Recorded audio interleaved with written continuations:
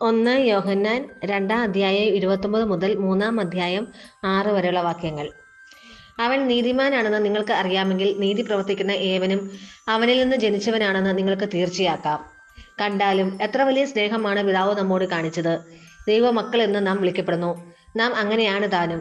ലോകം നമ്മെ അറിയുന്നില്ല, കാരണം അത് അവിടത്തെ അറിഞ്ഞിട്ടില്ല.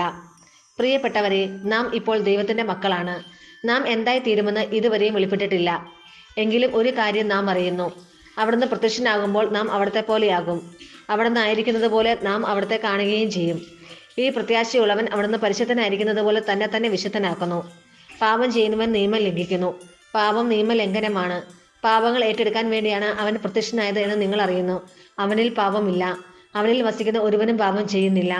പാപം ചെയ്യുന്ന ഒരുവനും അവനെ കണ്ടിട്ടില്ല, അറിഞ്ഞിട്ടുമില്ല. നമ്മുടെ കർത്താവായ മിശിഹായ്ക്ക് സ്തുതി. വിശുദ്ധ യോഹന്നാൻ അറിയിച്ച സുവിശേഷം 1-ാം അധ്യായം 29 മുതൽ 34 വരെയുള്ള വാക്യങ്ങൾ.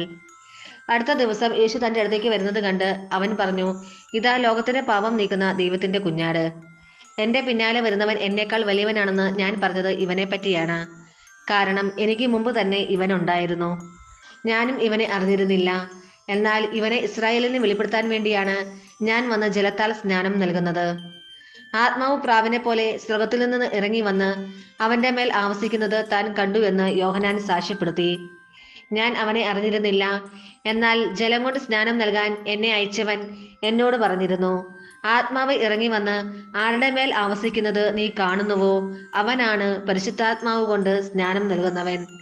ഞാൻ അത് കാണുകയും ഇവൻ ദൈവപുത്രനാണ് എന്ന് സാക്ഷ്യപ്പെടുത്തുകയും ചെയ്തിരിക്കുന്നു. നമ്മുടെ കർത്താവായ മിശിഹായ്ക്ക് സ്തുതി.